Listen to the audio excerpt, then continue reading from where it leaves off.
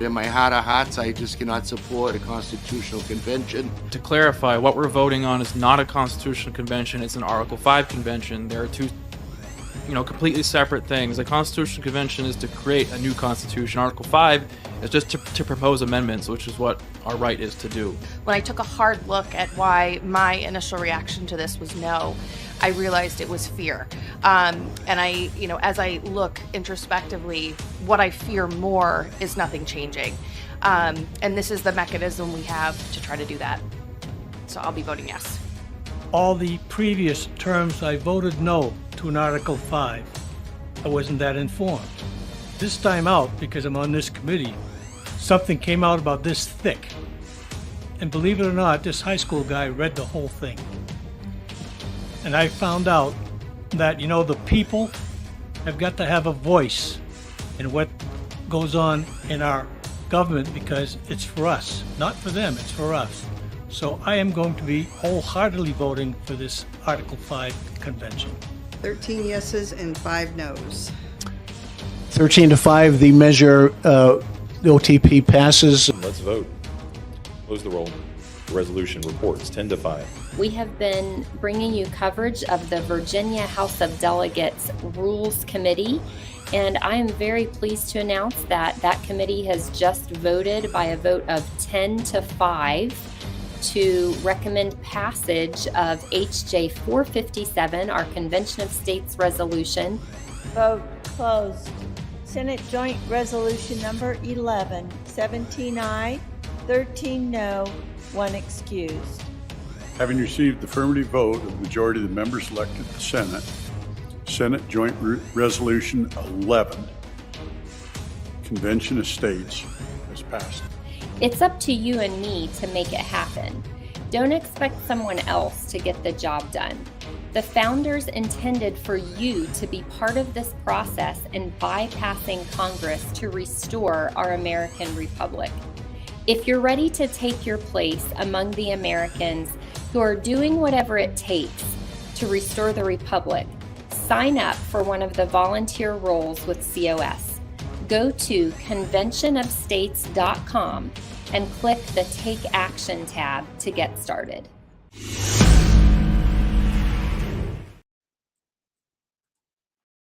Hello, everybody. Welcome to another Wednesday Night Live. I appreciate you jumping on. We got a lot of information regarding Convention of States to report to you.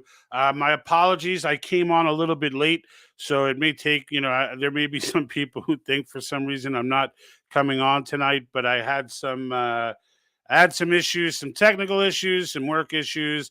Just things were moving very slowly for me today, and I apologize for that. But so today I want to discuss two things. One is going to be, sorry, excuse that echo. The mute came off of, I have all the channels streaming next to each other here, and every once in a while I slap the mouse when I shouldn't. That didn't sound good. Anyway, I may have Michael Arnold on, state director from in Massachusetts for Convention of States. He is Catholic and it is now Ash Wednesday, so we're beginning the season of Lent. So for those of you who are Catholic, I was raised as a Catholic, so I know the routine. But so he had to go get his ashes, so he says he might be on by 9 o'clock Eastern time, which would be another 15 minutes. So before I want to try and cover all the Convention of States stuff while I have Mike here. So he's got the invite. I should be seeing him pop on in just a few moments, which is good because it'll give people time to kind of figure out that I'm actually am going on tonight, and that even though I had a late start, that I am here. The other point that I wanted to have, and I'd love to hear people's comments on this, is the recent, if you haven't seen it, I dropped 2 videos in the last few days, both relating to the same topic. One was kind of a music background, a slight music background with a lot of clips regarding bank bail-ins and the fact that so many people don't realize that this is a thing. And so it's as opposed to bailouts, right? Everybody knows what bailouts are. Not everybody knows what bail-ins are. and they are very real. And it doesn't mean that we need to do a run on the banks, but it does mean that it's something you should absolutely be aware of, especially if you're getting older and you've saved your retirement. And I mean, if you're hitting Social Security age right now, you're probably good. Myself, I'm 49, so I've got another 16 years or so, or 18 years before I collect. So I'm very concerned. So I'm going ahead and making contingency plans, assuming it will be bankrupt by then. But the bail-in situation, if you do have a decent amount of money in the bank, and your retirement's there, and it exceeds the FDIC cap of $250,000, that's what the feds will insure, right? So if you're over that, any money over that, straight out legally, no emergency measure needed, the bank can seize anything over that. So, and that's why I put those videos out, because I felt like most people don't know that. And what inspired me to really do it was, there's a clip inside that video that I inserted where the FDIC, as actually a leaked video, is caught with them discussing whether or not bail-ins are something that they should open up to the general public. And it's a clear consensus in that video that it is not something that the general public should know. And that's for fear that if we know the dirty crap that they're doing in the system they set up, that everyone would do runs on the bank. But the reality of the matter is, you know, I guess the advice that came from it, of all the economists that I was researching and listening to, and everything else, is don't keep more than 250K in any savings account with any bank, period. So if all your accounts, you have separate accounts, and you think, oh well, I got my retirement here, but I got this account here, like, if it all adds up to 250, then you're vulnerable. All right. And you want to split that up into multiple banks, because they'll only cover up to 250. Now, if they, I mean, personally, I mean, the first question that comes to mind when you hear something like this is this constitutional? And the immediate response is a hard no. Of course it's not. But it hasn't been challenged, and so it's still legal. And so if it all hits the fan and it's never been challenged, it will remain legal. So I firmly believe that if this were challenged in court, that at least today's makeup of the Supreme Court would shoot this down in a cocaine heartbeat. That's my personal opinion. But the real action, obviously, to fix this is Article 5. And that's why we're going to get to the updates, because there's been a lot of movement in Article 5. And the fiscal restraints amendments would address that category, being one of the three categories in this current call for a convention, is a big one in this way, because that does open the door up to to clarify what can and cannot be done. What the banks basically did, and the banks didn't do this, by the way. The private sector never does this, just so you know. All right, it's always the politicians who do this. All right, and the reality is, what they did with the Dodd-Frank bill is they took, normally these banks, whatever they're heavy in, most of them are heavy in dividends, but which is all risky, but others in mortgages, in all types of mortgages and things, whatever they're investing in, okay? Those investments, those large investors, used to be the junior creditors to the depositor. The depositor was the first, which is you and me, to get paid back. That's now flipped on its head. So now these dividends, and basically the wealthy, will get first, and they may get screwed too, if there may not be enough money, even to pay them. But there's almost assuredly not going to be enough money to pay you back, at least not up front. Now, they did this in Cyprus, and it was a hot mess for the people. They waited, a couple years, 2-3 years, before they got anything back. And I want to say it was like 80 cents on the dollar they got back. Now, my personal take on this is that, and this comes into all the World Economic Forum stuff that I do, because I follow those guys like a hawk. I listen to them very intently, and I've told you many times, when it comes to World Economic Forum, the UN, except, which right now includes, the president right now is all in with that movement. Oops, excuse me. but he's all in with that movement. And from listening to what they tell us, right? Not from reading tea leaves or coming up with bizarre theories, just from what they tell us in their own words. And that's why I have that series, the WEF, in their own words, because I want you to hear it coming out of their mouths, right? And what they've made clear is that they need control of the food system, the food supply system, the food supply chain, the energy sector, all right, and the financial currency, right? And leaving aside the food and the food supply, which they're doing through innovation hubs and fertilizer bans and things of that nature, H1N1, which I don't even want to get into the egg prices. For those that have been with me for a long time, I told you a long time ago we were going to be paying absurd prices for eggs in the near future. That was probably back in October or so. But those things aside, just focusing on the currency, the main drive is to move us to a digital currency. And I don't mean Bitcoin. I don't mean anonymous currency. I mean currency that's fully traceable, fully programmable, central bank digital currency. You'll hear the term CBDC used quite often, certainly in WEF and International Monetary Fund and UN circles. Okay. And now, forever, I've been sitting here going, all right, well, it's clear they want to do this because they say it. But how on earth would you get a non compliant United States to do something like that? And upon really digging into this bail-in situation, it started to make sense.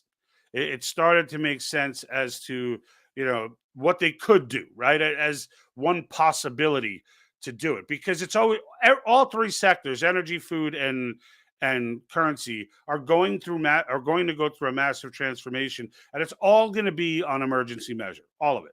It's the only way they can get it done. So they're creating crises as we speak. But the question, when they actually collapse these systems, we're not 100% sure. But I could tell you, it's not to depopulate the planet. That I could tell you. The planet's depopulating itself. Anybody who tells you we have an overpopulation problem is not paying attention to the numbers. Because we're looking, China alone in 2050 is projected to be half in population to what it is now. If you're aware of the population of China, that's a lot of freaking people. All right. And that's just by attrition. That's by just not having babies. So in the end, and most countries are in some level, not all as grave as China, but I could tell you Japan adult diapers outsell baby diapers. So just wrap your head around that, right? This is going on all over the world to some degree. All right, we're just not producing enough children. Not all over the world. That's not true. The African countries are growing. The African continent in general is growing. I think Nigeria was number one with like 5 babies per household. But all of the Western world, really, and much of the East were lower than 2, which is the sustainability number. I think it's 2.1 or something is the average for the sustainability of the population or any type of growth. The United States is around 1.6 kids per mother or per woman.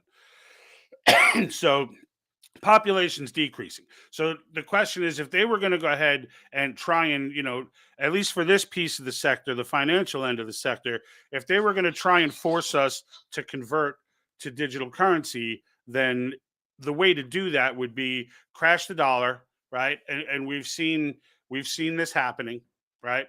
So crash the dollar, and then after it crashes, you create the crisis. Banks fail, they seize funds, hold on to them, make a conversion, and then tell the public.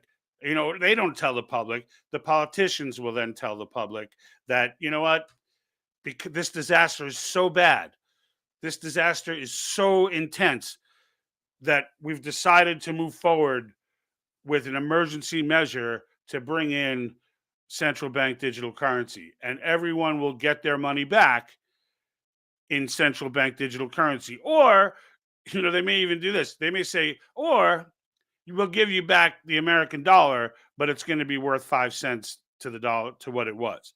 Whereas this new, freshly minted digital currency, joke intended, this will be at full value. You'll get this at full value. And they'll make it up because it's not backed by anything but faith, but people will want to believe because nobody wants to lose all their money, so they will go ahead and buy in. That's just a theory of mine. So I'm curious to know what you think about that.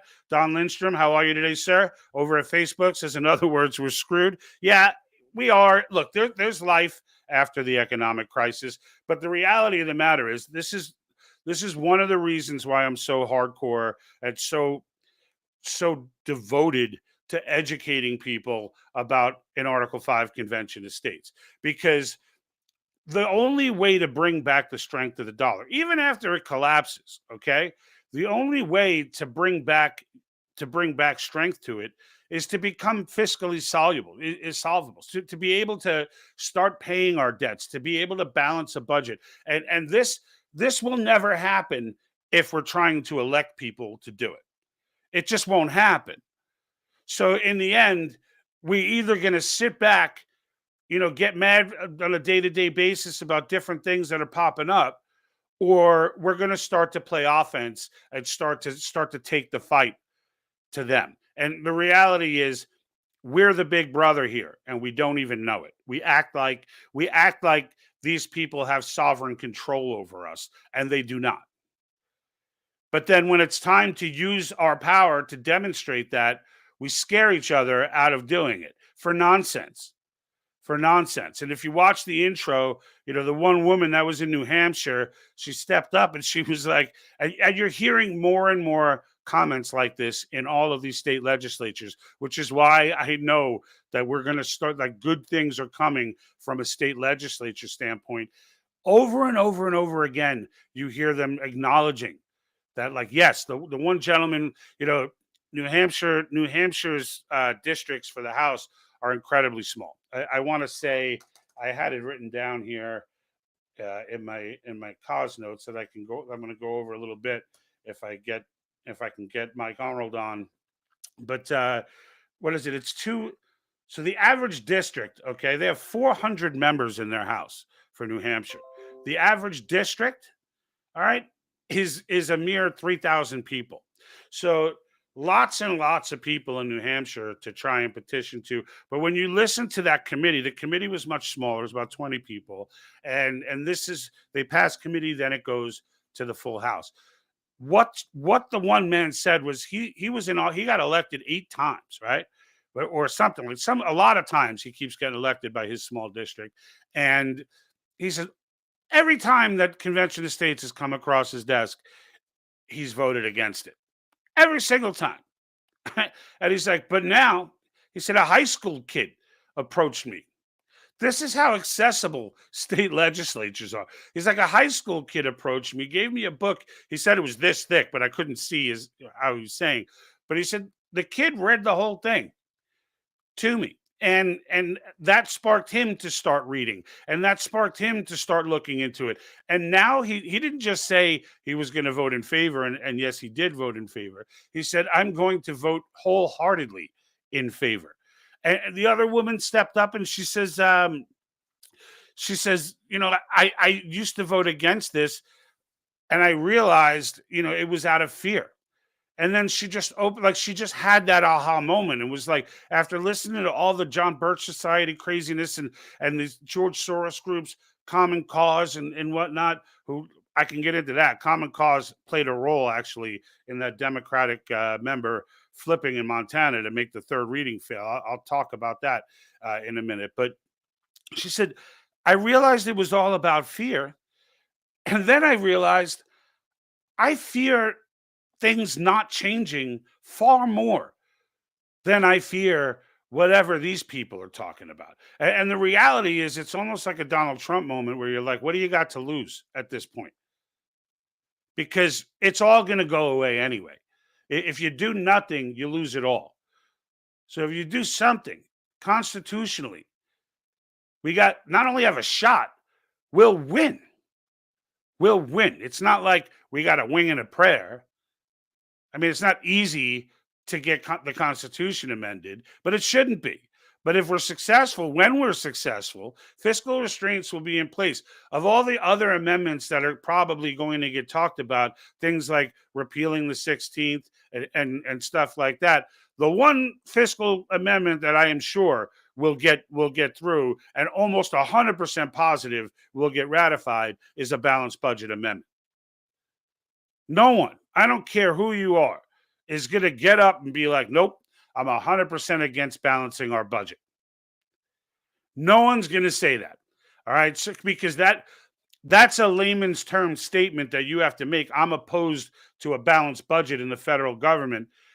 There's just no one that will buy into that. I showed you guys the statistics of the of people in support of cause and how it's across the spectrum, and that when you take the people who don't know, right, and combine them with the people who are for it, like even Democrats, 75% are not opposed.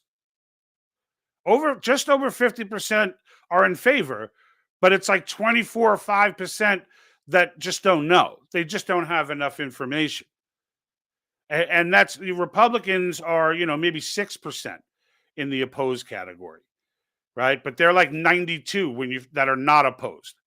That combines, I want to be clear, I'm not trying to mislead you. That combines the I don't know or I'm not sure and the I support, right?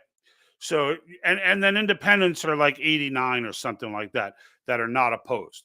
The key for us here and what we're trying to do and what I'm trying to do on this channel is just educate that 24% of sane Democrats that are left, right? Because I don't believe every Democrat's a Marxist. I think Democrats right now are in this weird place where they're looking at Joe Biden and they don't want to own that, but they ain't siding with Trump either. So they're in this like limbo where they're like, I don't agree with the stuff that AOC says and all these crazy doo-doos are saying. I don't want my daughter going in the bathroom with men and things of that nature. Like, I don't want a man competing against my daughter in the swim meet or whatever. Like, they don't want those things to happen. But at the same time, they're so ostracized by a polarizing figure in Donald Trump that they're in this limbo. But the reality of the matter is, this is not about Trump or about, it is about Marxists in the sense of defeating it. But in the end, this is just 3 topics that we can all get together on, right? 3 topics that we can all dial in on. When someone looks at you and says, hey, do you support reeling in some government power because they've been overstretching and these Supreme Court decisions over the course of the last century have really broadened their power to a point of ridiculousness? Would you be in support of reeling that in and giving that power back to the states? Most people will tell you yes. Most people will tell you yes. And when you ask about term limits, it's the same thing. Most people will tell you yes, Congress needs term limits. And when it comes to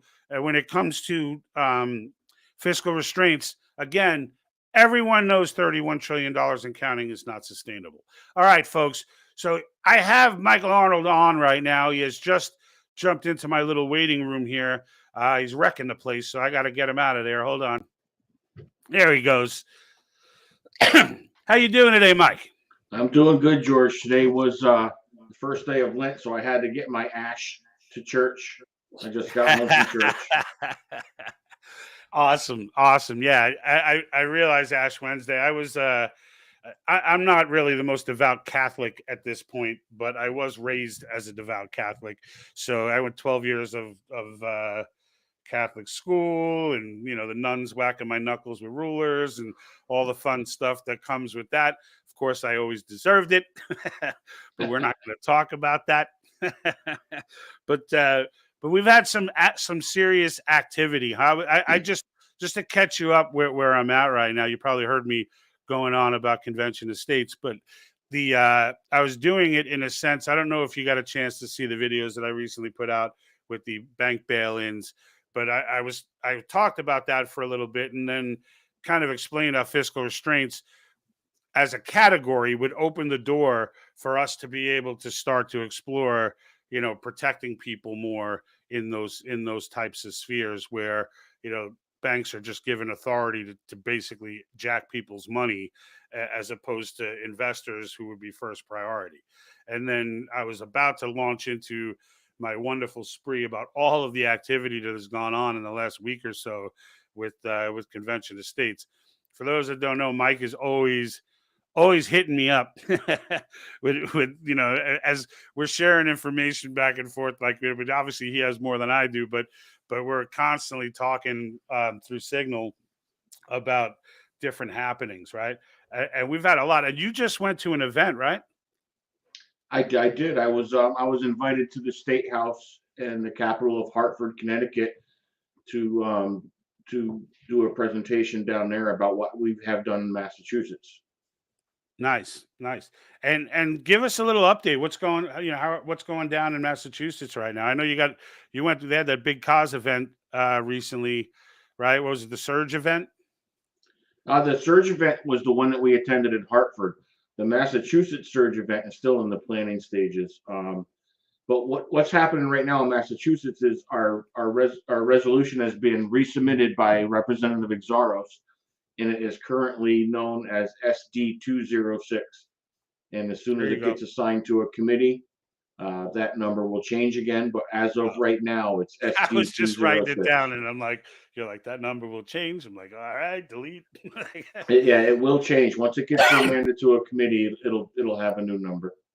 And you guys, just so people know, Mike and the grassroots folks there in Massachusetts did a phenomenal job last year. I think we all know Massachusetts is pretty far on the left when it comes to the political makeup, so to speak. At least as far as the people in the in the federal side of it are. They're still very democratic in the local legislatures, but still, would you have 11 Democrats on the committee last year? And There was you actually, still got it through yeah, there twice. was 14 Democrats and 3 Republicans.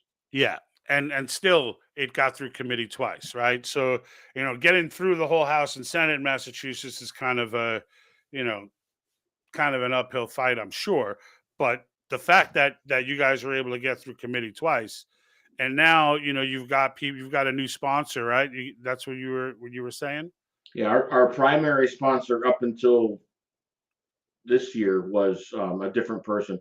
But the person that spearheaded us last year was the same representative who is now our primary sponsor. His name is Stephen Exaros. He's from the Barnstable 5th District. They call his district the Fighting Fifth. And they call him that for a good reason. When Stephen Exaros says he's going to do something, he sinks his teeth right in, and he's like a pit bull. He follows through to the best of his ability, and we're honored to have him representing us in Convention Estates. That's awesome. That's awesome. And like, and I always try to explain to people the difference. I go through this a lot in the comments about the difference between state legislators and federal legislators, and the accessibility and the open-mindedness and their willingness to listen. And like, you probably missed the intro that I did, but I took some quotes from that New Hampshire passing, where it passed committee. There were some really good pieces in there from the legislators. And one of them, again, there was one where the guy was like, in 8 terms, I've always been against it until a high school kid came up to me with he said, a book this thick. I don't know. You couldn't see his hand movements, but like, he was like, the high school kid read the whole thing to me. And he goes, and then I started looking into it. And then the next thing you know, here I am supporting it wholeheartedly, which is always the story, right? I love highlighting those, because that's the difference between a state that didn't make it last year and makes it this year, is getting those legislators to start reading and start really looking into it and cutting through, the JBS stuff and, Common Cause and stuff. Yeah, I can't speak to that from a legislator standpoint, but I can speak to that exact thing from my standpoint, because that's exactly what I did. I read myself into it. George, we've talked about this plenty of times. I studied under Hillard Welch, Robert Welch's son, the founder of the John Birch Society, and I was against Article 5, as you well know, until one of my friends challenged me to do my own homework, which is what I always challenge other people to do. So I totally understand reading yourself into it, because that's exactly the path that I took. Yeah, I mean, I went down I didn't know anything. I didn't have a position on it when I first got introduced to it. So like, it wasn't like I was JBS and totally against it and then came around. I just had to kind of look at it from, just an objective perspective coming in. I had no preconceived notion, but like, as I read, and I did give the JBS their due. Like, I did look at their stuff and watch their material and read their their blogs and things of that nature, the Publius holders and all those doo-doos. Like, I went ahead and listened to them, and then I went and I listened to Cause University, and I kind of got that perspective, and then I took both and said, all right. Like, there were things that both of them were saying, but were saying differently, like for different points. Like Federalist Paper 40, like they use Federalist Paper 40 JBS for a small line that's on the bottom of the paper, and then they start making accusations, start making conjectures about what Madison meant when he wrote that, and blah blah blah blah. And then I hear on the cause side also using Federalist Paper 40, and I'm like, all right. So he's one guy. He was either with it or not. We either had a constitutional convention or that they ran away with, or we didn't. And so I read the whole thing myself, got to it, found the quote from JBS, realized it was completely out of context to the entire Federalist paper. And it was my first step in realizing, and then the trend went on. Like, they did it with Scalia. They did, like, one after the other. They just keep doing it, and like, the more, and yet at the same time, when I look to the cause side, and I'm reading the literature that they're promoting, I'm realizing everything is spot on. Like, what they're promoting, when they say a founder said this, the founder actually meant that, like, Yeah. as opposed to just said it. Right. So, and that's the reading. When we tell you folks that these legislators are reading their way into it, that's the type of process they're going through. Is they're listening. They've been listening, the ones that have been against, to the Soros groups and the JBS groups, and then then they didn't look further. But when they do look further, they learn. So, I was on a national call yesterday with Were you? I got yeah. I want to pretend that I'm special, but I'm pretty sure everybody got that email. But it was still cool. It was still pretty cool to listen to. They broke down a lot of stuff, and I know you know about this already, but have you heard anything extra about North Dakota? Because that's an interesting one. Well, in North Dakota, they were trying to rescind Yep. and that failed. That was voted down. I believe that final vote was 15-31. So, yay, North Dakota. Yep. That That's awesome. is the JBS Society doing it. And what you said a couple minutes ago, you're spot on. Because if you look at everything that JBS says, there's a pattern. They always take stuff out of context. They'll take Always. one or two words or one or two letters. Did you by any chance get to read that article I sent you today? I did. I read the whole thing. There's a read the good whole thing. paragraph. There's some good stuff in there. There is. There's very interesting stuff in there, and I probably should post, if I can figure out how to get it up on this computer. I would post it to the page, but I don't have Signal on here, so I can't. But anyway, yeah. But John Birch, I mean, look, I don't know what their deal is, but I know they're up to no good. Like that, like it's like, they confuse you. They give you, they give you this information, and you think that they're a conservative organization, but there's all the dubious stuff that goes on with them. Like, why the 180 on an Article 5 convention? Like, why would you spend the initial part of your existence trying to get what you call liberty amendments passed through convention, and then turn around and say, but nobody else can nobody else can, if anyone else does it except us, well, then it's going to be a disaster, and it's like, I don't know what their motive is. I just know that it's not good, and it's like, it's one of those things where you can't quite put your finger on it, but that organization is, number one, not the same as it was initially. And number two, they really weren't all that admirable initially. So like, and in the end, I think at their peak, in the prime of their existence, they reached nationwide what was it, like 10,000 people or something like that? Is it I think it was 100,000. But 100,000? I got to, I'm off by a when zero. when Robert Welch's wife, after Mr. Welch passed away, and his wife decoupled herself from the John Birch Society, she said they no longer represent the founding principles Right. of the John Birch Society. I struggle in my mind. People talk about the word conservative, and that's generally attributed to someone on the right. How far right from middle do you have to go before you're considered a conservative, and That's a good how point. far to the right before you're no longer a conservative but you're a right wing nut? Right. Well, if you listen to media, as soon as you touch that middle line, probably a little earlier than that, you've become an extremist. Right?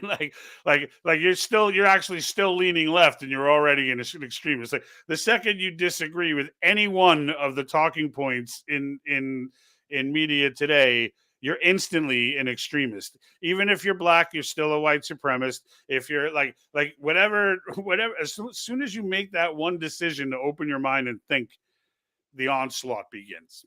Right? Well, let me just, if I could, just really quickly. Last night here in Massachusetts, we went up to a town on the South Shore called Kingston, and we gave a presentation in front of the Republican Town Committee in the town of Kingston. And one of the points I made, and I make this point all the time, is Convention of States does not represent the agenda of the donkey, and it's not the agenda of the elephant. It's the agenda of the American eagle and the Constitution of the United States of America. And as I heard you saying as I was coming in about that pie chart, there's like 75% of Democrats are not opposed to what we're doing. Right. A lot of people look at the 50.2% that are in favor of, but I agree that it's the 74, almost 75% that are unopposed to it is the more important number to look at. Yeah, and it's that 24% or so that they just don't know. Like those are the honest Americans who are just, they haven't been informed. They're hearing, they're hearing scary stuff, but at the same time, they think, they're thinking rationally, and they're trying to like battle in their head, like, is this a good idea or is this not? And, in the end, I think we all know it is. I think I have that graphic here. I do. Here it is. Yeah, exactly. It's a little bit, it's a little fuzzy. This software is like web based. It's not the best, but you see, folks, in that graph, this is those who support, right? So it's about half of these are the Kennedy Democrats that I was talking about earlier, who are just in that place. They're in that rock and a hard place where they can't bring themselves to exactly go to Trump, but they know that everything that their party is beginning to stand for is wrong, and they're stuck, and they don't know where to go. And more people are signing on as independents as a result. But the fact is, when they show up, they can't bring themselves to join, right? And it's important that the Article 5 movement be presented to them in a way where, look, this is not making you a Republican, right? Like it's like you could still like unions, and you can still, all the other issues are fine. Just Marxism we're trying to get rid of here. And it's like, and in the end, that 24%, even 12% of conservatives, and another, 17% or so, almost 18% of independents, not shocked that number is higher. But like, those are the people that we need to reach, right? Those are the people that I hope, like, if I can get one of those people to sit down and listen, I know that I can convince them, or at least put enough information in front of them that if they're the person who will go and read it and look at it and weigh it all out and go through that process we talked about, that they'll not only be on board, but they'll be fired up, because they'll have, like we are, because they'll come to that conclusion that, holy smokes, there is a path. That's exactly right, George. And the tack that we've taken here in Massachusetts is having monthly meetings in as many districts as we can to educate the people about what this is. We don't want them listening to just random people. We want them to come in. We're not telling them what to believe. We're showing them where to do the research. Yeah, We're and I showing tell them people, how we did the research. Like You continue to watch those numbers. Those numbers are going to increase of the supporters and the unopposed. It's going to get bigger, and I've seen it personally here in Massachusetts. We started out with one monthly meeting. I think now we're up to somewhere between a dozen and a dozen and a half monthly meetings where we're teaching people how to fish. We're not teaching them how to what to right. think. We're showing them how to think, not what to think. Yeah, that's a great analogy, and that's when I preach to people, to try and get them to open their mind and listen to how big this solution really is. You know, I tell them, look, go listen to the Publius Holders and I have no fear of you listening to I'm not trying to hide from them, and because the truth is on my side.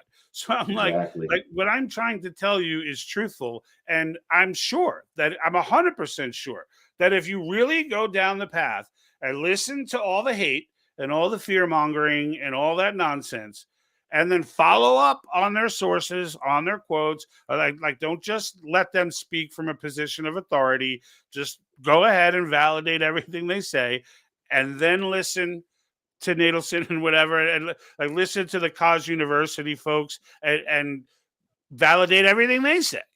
Like treat them both the same way. There's no way that you do that and come out against convention. There's no way.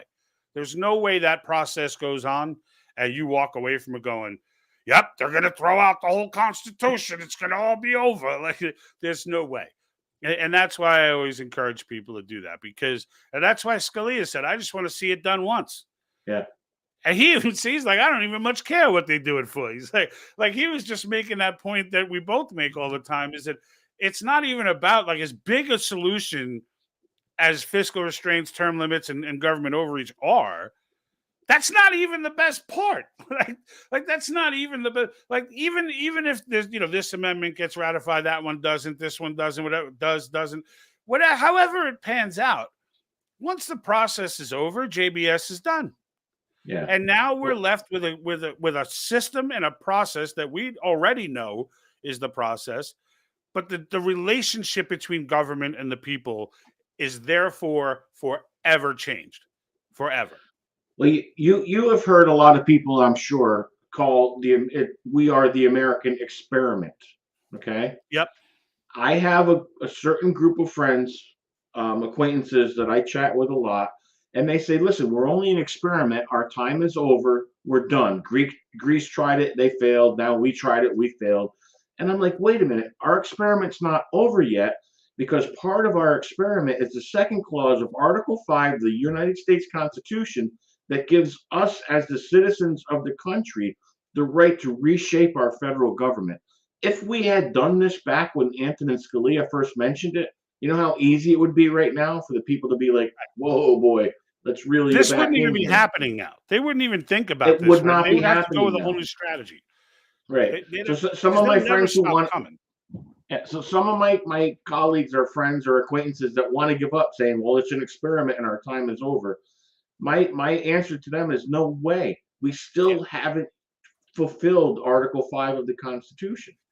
Absolutely. And the idea, like it's almost like it's an experiment that was since what 1955, 60 started getting tainted, and people started messing with the results and putting out fake numbers and false studies. It's almost like that's been going on with the experiment, and we're trying to clean all that up so we can get the real numbers, right? It's like Yeah. I mean, I think that's like probably the best analogy in that. I do say that as well, though. That I always bring up the American experiment. Like, look, it's the most successful experiment in government. That's like when we started this, people were like, "Oh, but the original Constitution was missing this, or didn't say that." It's like, dude, this is the first time it's ever been done, ever. And it was done pretty damn well, since it's the longest lasting one still around. And it's like, with all of that being said, it was an experiment in freedom, and it's been a success. And anywhere where it failed, we've corrected. There's no reason for us to not make those corrections now. There's no reason to be like, "Oh, well, we already corrected it 27 times, so we should not ever touch it again." And just now it needs to stay exactly the way it is. And it's like, dude, really? Like, what the hell? Our experiment here in the United States of America has lifted the rest of the world up. You know, like President Kennedy said, a rising tide lifts all boats. The success of our Constitution and our Republic in the United States of America has made things better for millions of people all around the world. And make no mistake, George, the eyes of the world are on America right now. Yeah, And I showed you that comment, right, from YouTube. yeah, Right and after I told you, I was like, dude, I talk to people all the time from UK, Australia, and they're all telling me, like, I share your stuff to everybody. So, like, because I see what you see. Like, I see that if the United States fails, we all fail. So, like, we want you to succeed in this as much as you guys want to succeed. Well, It's so George, true. I've enjoyed our chat here, but I've got to jump. I've got some other stuff I got to get done. I definitely wanted to jump in and say hi to you. Yep. Our I think we caught up on everything. Is there anything that I missed? I'll cover it. I got some. Just give the details on some, because we've covered everything with each other. But there's a few things I got to throw out there for now. But I'll get into the stats because we're getting close to the hour anyway. So I'm going to go ahead and drop those. Just what happened in Kansas, and so Kansas was 14-10. So that came out of committee favorable, which is awesome. New Hampshire, we just came. What was it, yesterday? Right, 13-5 victory in New Hampshire. So that what came out of committee. So that's headed to the House. They were talking on the national call about feeling really good about North Carolina. So we're hoping that goes really well. You could jump, bro. You could jump if you need to. I can go through this if anything. If you have a minute, we'll do it together. But otherwise, no worries. Well, I can step away for a couple minutes and come back if that's okay. Yeah, that's fine. That's fine. All right, I'll be right back. All right, folks. So Mike Arnold, he'll come back in just a few moments. We'll get a little more detailed about this conversation. Some of the things that I picked up on the national call yesterday was, in some of the states that I hadn't heard much about, like Idaho. So there is active work going on in both chambers right now in Idaho. The cause action has met with leadership in both chambers.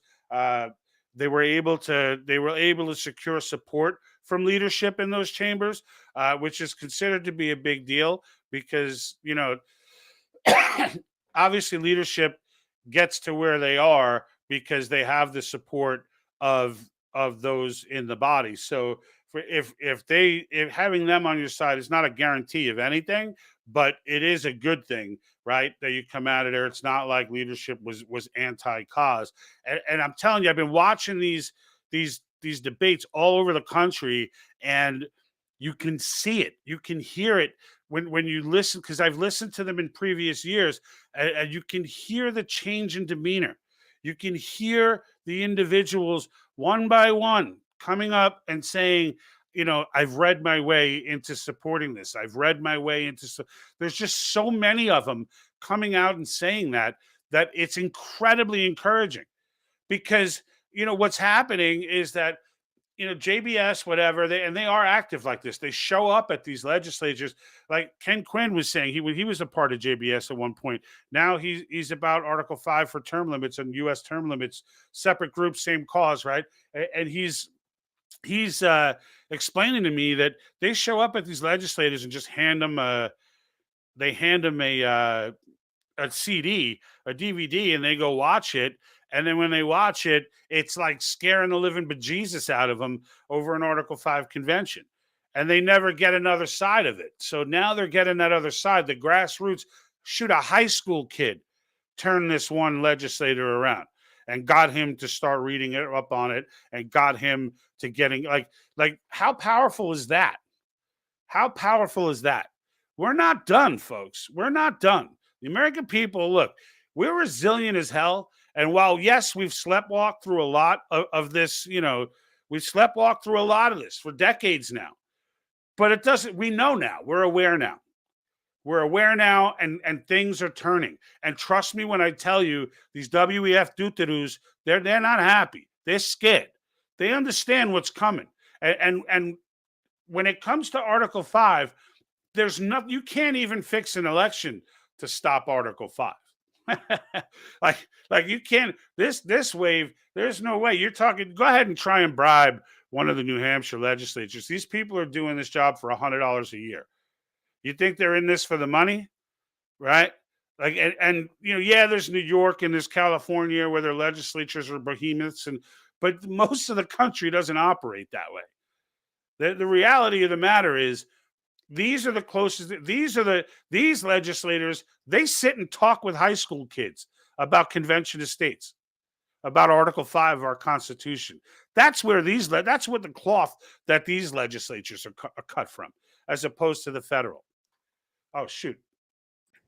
Sorry, Mike. I don't know how long you were sitting there.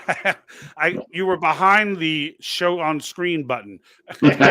I couldn't see. I saw your shirt. I was like, oh. All right, I'm all done now. Awesome.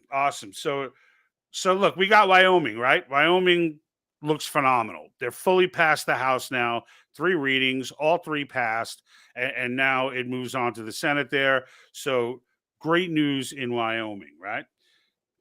And what we got, Kansas just passed out of committee. I mean, really, when you look at it, we're like 10-1 right now, or 10-2, right? You got South Dakota was a bad one. So 10-2 with South Dakota, and then Montana at the bell. And now, if I understand this correctly, I don't know if you're aware or if you saw this.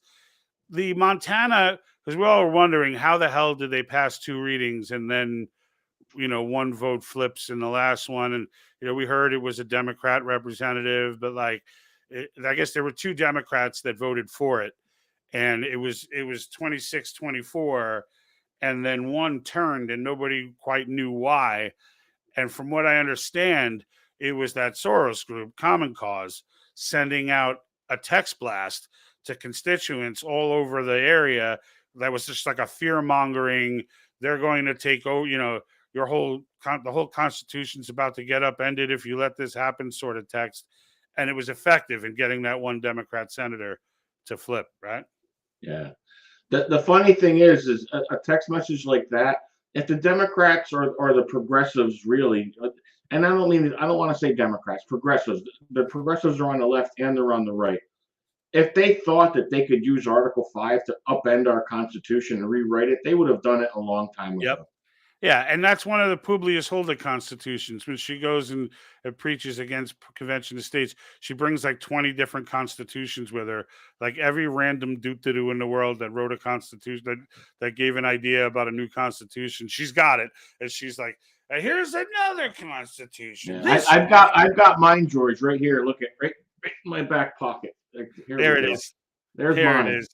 And that's it's always in my back pocket. And that's the only one that matters, right? Not that 3,000-page behemoth. Yeah, exactly. We need to get our federal government back inside this pocket constitution.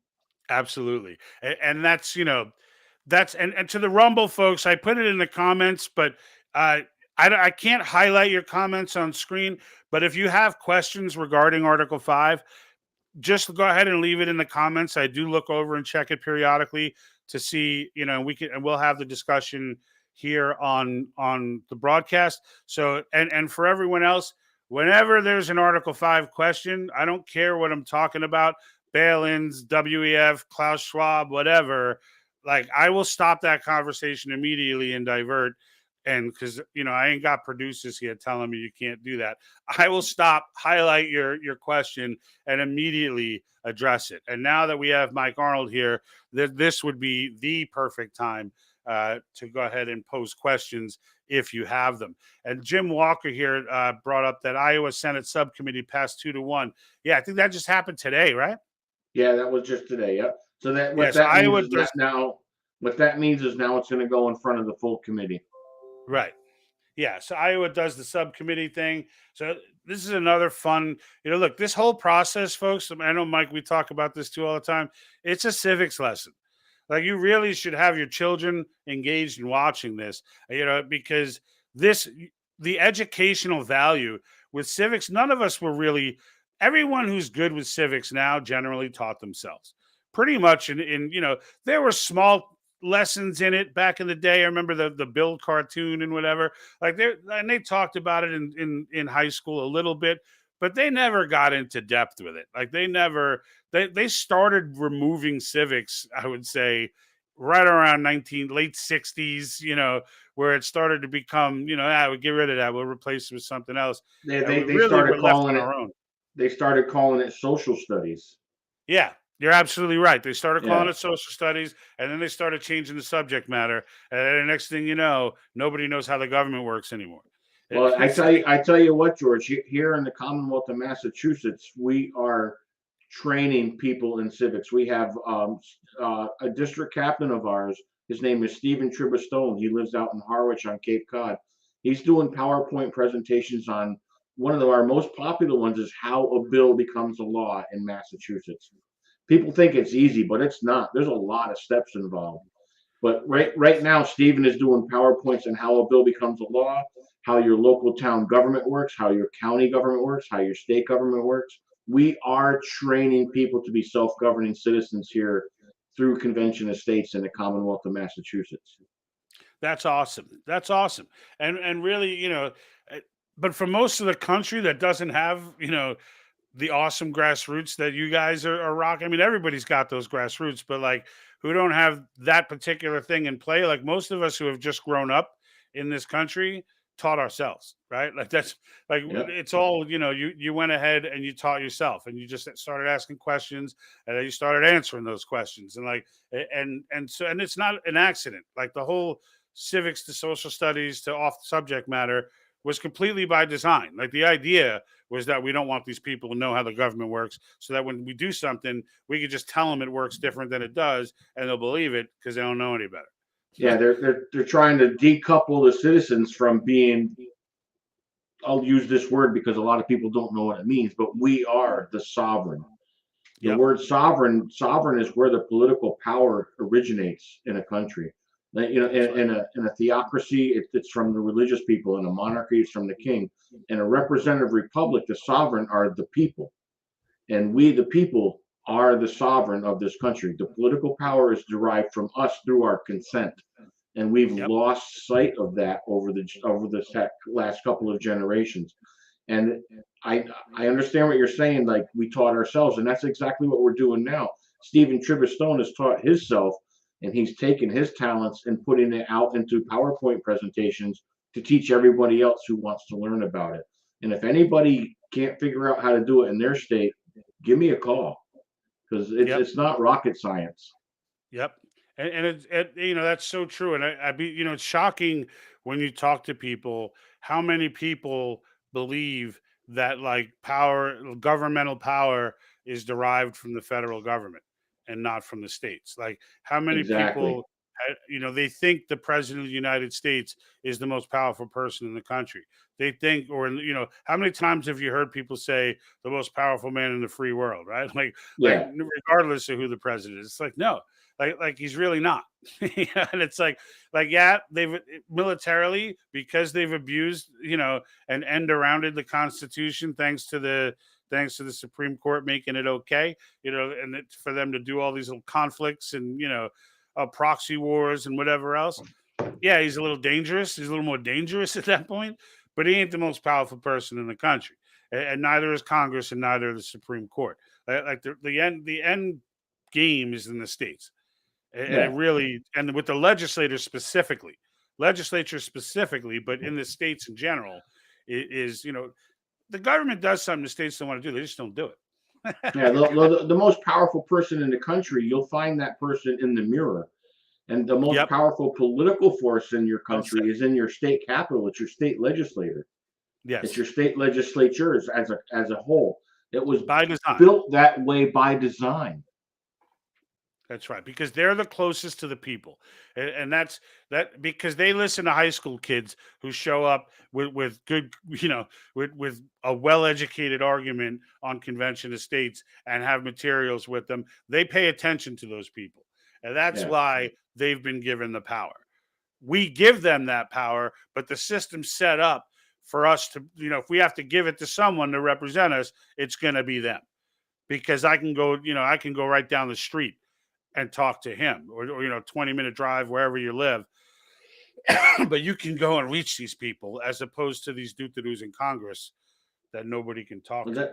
that's why the integrity of our elections is so vitally important at this juncture. It's always has been, but specifically right now, the integrity of our election process is of utmost importance on every level, from your school committee election to your local representatives, to your state representatives, to the federal representatives. We have to clean it up and make it so people trust it again, because nobody trusts it right now. Yeah, and that's where they start clumping in because they don't know civics well, and even if you know civics, they look at state legislators like they're the same thing. Like oh, these people are just going to get bribed and and thrown, they're going to throw us under the bus too. And it's like they don't really watch these sessions. They don't really pay. They don't know who their local representative is. They don't know any of that. They're just so jaded. And some of that is rightfully so. I mean, there's reason to be jaded. Our politicians in general have not been the most admirable folks on the federal level. So, I mean, it's not a ridiculous stretch for someone to just go ahead and take that and attribute it, without, even though it's without cause, they attribute it to state legislatures. They just don't trust anyone. And it's like, you have Exactly. to trust someone or it's already lost. Like, if it's going to be, we don't even trust ourselves now. Like if it's gotten that bad, then it's over already. So then there's nothing to risk. Let's just do it. Like, what's the difference at that point? If we can't trust ourselves, it's a wrap. Yep. All right. So we got. I just wanted to cut North Carolina. I was listening to them on that call saying, like they felt really good about North Carolina. They felt really good about Kansas. Now, keep in mind, folks, feeling really good about something does not mean it's a done deal. We felt really good about Montana, and one evil text away from pushing that off. But what I feel good about Montana with even in that is that it made that progress step. Like it made that there's only one person you got to convince now. You know what I mean? Like it's a lot easier than starting from the bottom up and having to go to everybody. They've progressed to the point where they were literally one human being away, one vote away, and it was a tie. It's not even like it lost technically. It's just that ties lose, so it lost. But it didn't. It's not like there were more votes against this one person in turning over through the whole thing. But that's only one person to convince. So I feel like Montana is one of those that's going to pop early next year, and I got a feeling that representative is kicking herself for doing Yeah. it. So when something like that happens, that strengthens the Montana team, Right. right? Because I mean, they're exercising their duty in civics as a citizen of that state, and they've done a lot of hard work to get to the point where they are right now. So they're a lean, mean, grassroots machine over there right now. And when they Yeah. have someone like that flip on them at the last minute, that's just going to make them more determined and redouble their efforts. Absolutely. You have that moment of like, and then it's like, all right, okay, we got you. Like now we know what we gotta, we're there. Like we're there. We just got, a little bit more pushing, but like we can see the finish line right now, and they're running for it like it's made out of fishing wire. Like they ain't gonna see it till they run through it. But in the end, like they're there, and I have all the faith in Montana. Montana wasn't even on my radar coming in here. They were one vote away from getting that through. It'll get there. It'll Well, get that's why watching North Carolina is so fun, because I don't know if you recall, but North Carolina went through something similar previously, and that there. 1 year, reinvigorated the one chamber. grassroots. That reinvigorated the grassroots, and now North Carolina looks like it's going to be very promising. I'm just sitting here. Now this is my third year of kind of paying attention to all the third legislative session, I should say, of it's probably 2.5 years total. But like now that I've been watching these legislatures and I've been, and I'm watching them grow, mentally. Like I'm watching them grow from an informational standpoint. And like and I watch a lot of them because if for no other reason, now the show, like I need the clips, I need, so now I watch them for my own entertainment. But even the ones that I can't get to live and I already know the answer, like, oh, they already passed it, I still go in and watch them because I want to hear what they had to say, or I'll remember how it went last year, and then be like, I want to see what this guy says now, or I want to, and now that it passed, like, what did that guy say who was so against it? Like, and a lot of the times they're turning into those people that we were talking about that are like, yeah, I was against it, but you know what? When I talked to a constituent, right? One guy said he was having tea with a constituent, and I was like, tea? I was like, Yep. didn't this whole thing pop off because of tea? That all of those stories, almost every single one of them go back to the most important role in the entire organization of convention of states, and that is the district captain. There's no role more vital. Mark Meckler as our president, he's the president, but it's the local district captain that has that interpersonal relationship with their local representative that makes a difference. It's not, and God bless Mark Meckler. I love him. He's a friend of mine. He does great things, travels all over the country testifying, but it literally is the local district captain that's having that cup of tea with that representative and showing him the direction to find that information, to read himself into it, that is making a difference all across the nation right now. Yeah, and folks, and for those who watch this, I will tell you, when you go and you volunteer, you sign the petition, you click on the volunteer button. That's who calls you. It's that district captain that's who called me anyway, was the district captain here. And excuse me. So that's the first person that you'll engage, and they'll call you. They'll be like, introduce themselves, explain College University, explain the process, explain what the organization is about, all of that. More specifically, explain to you, and answer questions on what's going on locally, right? Like that's like they're real, like because I do the broadcast, so I'm constantly looking at every single state and whatever, and like sometimes I'll be asking Mike questions about like what's going on in South Dakota with this and that. He's like, I haven't heard yet. I don't know, man. I got a lot going on right here in Massachusetts. Like, like he's so dialed in, as everyone is, to their local legislatures. And sometimes, I'm asking questions like, you're supposed to know everything. You're a state director. You should know everything. It's like, I do about Massachusetts. and that's what folks should focus on. It's like, you get that call from the district captain. That's what, that's where it all starts. That's where the fun begins. That's where you find out in your state what the specific needs in your state are, what the specific needs your local representative, what he needs to hear, right? Like write the letter to him, those sorts of things. I think that's where the magic begins. And and then you come across someone like you, Mike, who just, rallies the troops like a madman. You couple that with amazing grassroots folks, and you just get past committee twice in 1 year in a state like Massachusetts. Like that's the kind of stuff. Good things come to those who execute. So, but that's awesome. So good. I'm glad. I don't see a lot coming through the chat window. So I still see quite a few people watching, but I don't have a lot in the chat window. So, Mike, I appreciate your jumping on. It's always a pleasure to bring you on. I'm excited to see that you're getting to represent the cause at multiple events and being the one who's able to step up and speak, to get those to bring those in that gray box, right? That 24% gray box who don't know and they're afraid and they need a little bit of talking to with some facts and, and a little guidance in where to research and, that sort of thing. That it's encouraging to know that there's someone out there like you, doing that stuff. So, and I know there are more across the country, but I just happen to know you and hear you and hear your one-liners, your focus points and things like that. And I just feel like the more people that hear that stuff, the better off we are. All right. Well, thank you, George. I appreciate you, brother. Absolutely, my man. And it won't be the last time. We'll be on again, folks. So wrapping it up, a lot of movement. We got more. It's happening every day. So, if there's something huge that happens, I'll jump on at any time. But until then, Mike, thank you. Folks, stay free. I'm out.